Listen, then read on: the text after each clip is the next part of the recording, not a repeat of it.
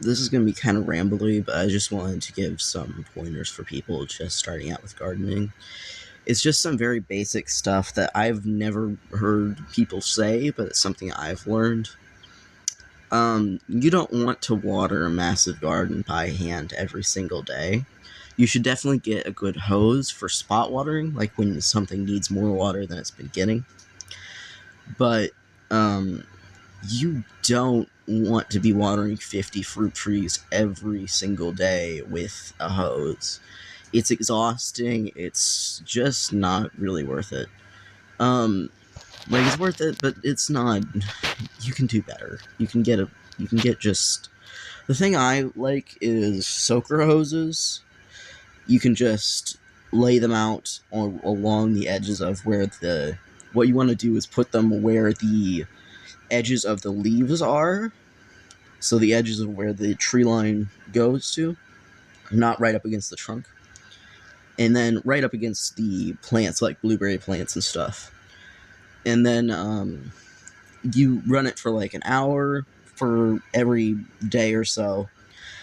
For the first year, you want to water every day for fruit trees and fruit bushes, especially fruit bushes like blueberry bushes and raspberries.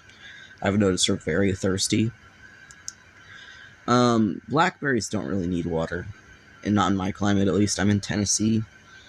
Um, but yeah, get a soaker hose, and along those lines, get a really good quality hose. Because if you get a cheap one, yeah, you're saving money initially, but you're gonna have to replace it. Probably next year, you're gonna have to replace it because it's a crappy quality. It's cheap for a reason. And so another thing I wanted to talk about was you're not watering enough. If you think you're watering enough, you probably need to water more. So you want to water for like 2 or 3 minutes with a hose for each plant, if not more. Really, you should water more because they need fruit trees need like 10 gallons a day or 10 gallons per watering. But I water every day for the first few years. After like 4 or 5 years, they're probably fine to not be watered unless they look like they need it. And or if there's a really, really bad drought. But for the most part, you don't need to, you need to water a lot more than you think you do. Like, blueberry bushes, I think, long term, forever, need to be watered every single day. During summer, at least, because they dry up like nothing else. And raspberries are pretty thirsty as well. The other thing I wanted to talk about was, when they say put down something for sheet mulching, like cardboard or the rolls of paper, make sure you do that, especially if you have Bermuda grass. Because Bermuda grass is terrible. It will grow through the mulch, and it will be very hard to remove. The best way to remove it once you got it is to take cardboard or the paper and put it over it, and then put more mulch. Because there's no way to dig it out. You're constantly. It would take days of just constant work. It would be a full-time job to dig all of the roots out of the mulch. Especially if there's a lot of it, which there's a lot of it for us. One of our neighbors, their whole lawn is Bermuda grass. I hate it. It sucks. And then, another thing is, don't buy a bunch of seeds your first year gardening. Learn how to start seeds before you buy a bunch of them. Because, yeah, seeds are very cost-effective, but they're not more cost-effective than buying plants if you don't know what you're doing. Because if they're not going to actually germinate, you're just wasting money. So grab a few easy-to-germinate seeds, get some practice the first year, and plant your perennials. Really, you want to get all of your perennials going first before you get your annuals going, because yeah, you're going to get more produce right away from annuals. And if you are hungry right now, like you need this food now, yeah, go with annuals. But if you're in this for the long haul, you want a lot of food in the future, just get your perennials going. And yeah, like it's like your asparagus, your strawberries, your fruit trees, your berry bushes, all of it. You just want to plant all of it the first year, maybe the second year as well, and maybe the third year as well if you really want to expand more, or you forgot to get some stuff or whatever. But after that, you kind of want to focus on annuals and get a hang of doing annuals. Like annuals, from my experience, sometimes you're going to have a very bad year for them, but other times you're going to have a good year. And when you have a good year for something, you're going to get a lot of it, like a ton of it. And that kind of, but with perennials, you kind of get consistency. Like sometimes trees will not produce for a year, they'll skip a year. But a lot of the time, they'll produce every year. They'll keep giving you food. So you want to get those going, so they'll start giving you food right away, like within the next couple of years. The other thing I wanted to say was, fuck. Abundance isn't a bad thing. Like the first year I was doing this, I grew tons and tons of watermelon. And watermelon's delicious, right? But you don't need 50 of them. So like, I was giving it away to my neighbors. A few of them went to rot, but really, like, I should have been giving it away more. I should have found ways to get rid of it. I should have gone to food banks and stuff like that.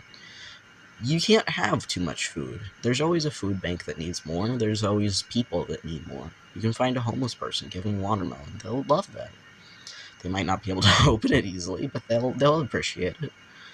And yeah, like, just don't be scared of producing too much.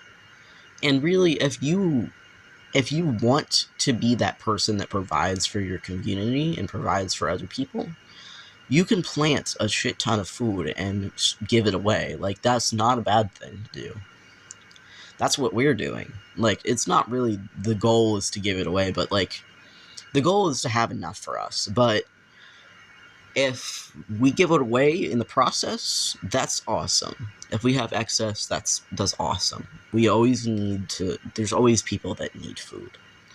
Everyone needs food. And with how expensive fruit and vegetables are now, planting a few extra plants for us, for other people, will always be a good thing. So don't be scared of having too much. Oh yeah, I was gonna say, plant what is best for your area. So my area, I'm in Tennessee, like Middle Tennessee. Jerusalem artichoke does amazing here. It likes to fall over, but it does amazing here. Apple trees don't really do well here, from my experience. Only the Gold Delicious, and they haven't really produced anything. They've had fruit on them, but they just rot. Pears do really well here, but they seem to be disease-ridden. Figs are doing really, really well here, but most of them died the first year, which I kind of attribute to me planting at the wrong time of the year. I should have planted in spring and fall. I planted some in summer. All of the ones I planted in summer died. Lesson learned. The others that do really well here are any kind of stone fruits, like apricots, nectarines, peaches, pear, or plums. All of those do really well here. And also, if you've never had a actually ripe, delicious plum, you need to plant one, because you're never going to get one that as good as the one you're going to grow. And if you don't like plums, you've never tried a good one. They're delicious. Strawberries. With strawberries, if you just plant them all throughout your yard, they're not you. They should be fine. Like, they need to compete with other stuff like grass and things to survive. At least that's my understanding of it. I've grown strawberries this year, basically, and that's it. So I don't really have a lot of experience with them, but, like, planting, don't be scared of strawberries. Like, they might die, they might survive. Just try it out. And that's another thing, is, like, don't be scared. You're trying, you're learning. All of this is a learning experience. Eventually, if you need to take out a tree, that's fine. It's a waste of money, yeah, sure, but if you didn't like the fruit that it produced, if it was in the wrong spot, anything like that, that's how it is. Alright, so just do it. None of this is the end of the world, is basically what I'm trying to say. And, think about every tree as a full-grown tree when you plant it. Because, like, look at the trees in your area, see, like, the 50-foot trees, and be like, alright, that's the size that my tree is going to get to. Even if it gets, like, 25 feet max, just think of it as that size. Because you're underestimating how big it will get, and you're underestimating the span of the leaves and everything. So you need to really think about where you're placing it. I planted a few trees too close to my house, and eventually we're either going to have to trim the branches big time, or we might have to remove the trees entirely if they cause too much of a problem. But that's fine, it happens. And, like, oh yeah, mulberries do really, really well here. But just understand, if you buy a dwarf mulberry, if you buy a dwarf anything, really, you're not getting what you think you're getting. I understand you think, like, oh, it's just going to get, like, 6 feet tall. It's going to stay the size of, like, I don't know, one of the ones you get from Lowe's or Home Depot. It doesn't. It gets, like, ours grew, like, to 12 feet tall in the first year. So, like, it's just keeping growing. There's no such thing as a dwarf, in my opinion. I don't think, though. So,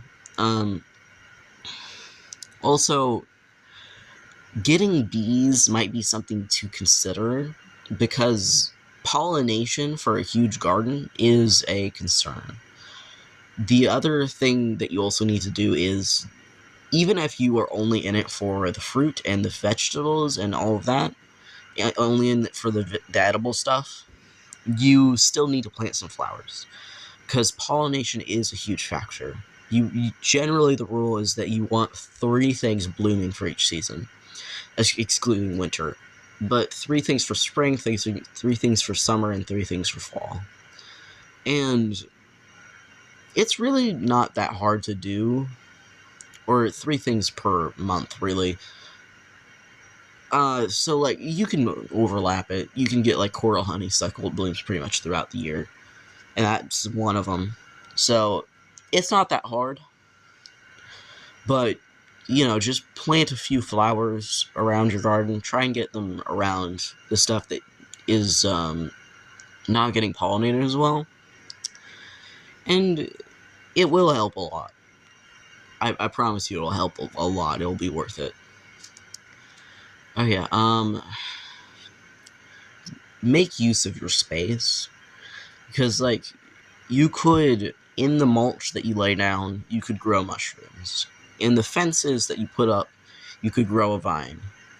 In the, on the trees that you grow, you could put a birdhouse or a bird feeder. You could, I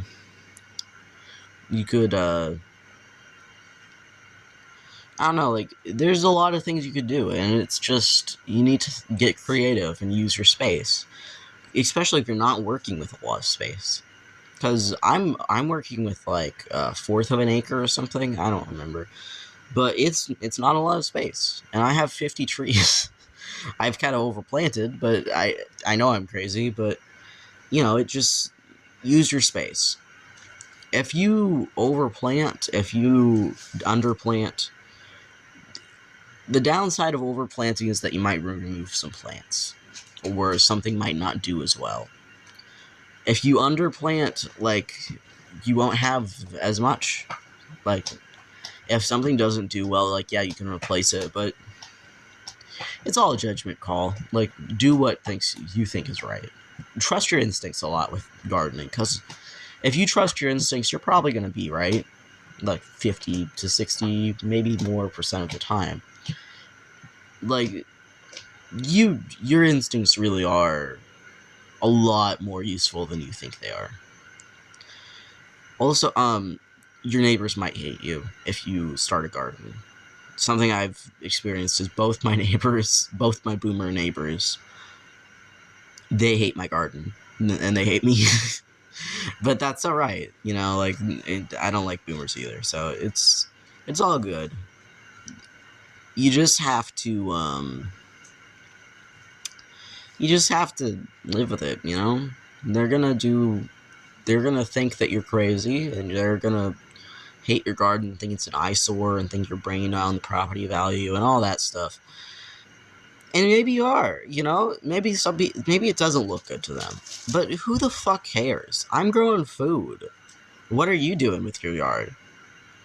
Letting your dog shit in it? Sure, like, that's a use for it, but what else are you doing? It's unused space, you know. I'm taking advantage of I'm a property owner, and I'm taking advantage of it. What's the point of having a yard if you're not going to use it, you know? Anyway, I just wanted to give that information to people because I feel like it's useful. I never heard any of this information anywhere, and I just feel like people aren't really talking about the little things that matter a lot, because, like, they just kind of overlook it. They're always talking about, like, oh, you need to water this much, oh, you need to fertilize this much, you need to do, like, it's not that particular. You don't need to be that particular about gardening. It's throw something in the ground, figure it out. You don't have to water in the morning. You don't have to harvest in the morning. You don't have to do anything at a specific time. It's all just kind of throw it at the wall and see what sticks, you know? So don't worry so much about it. You're doing a good job. And if you haven't started yet, just start. It's all right.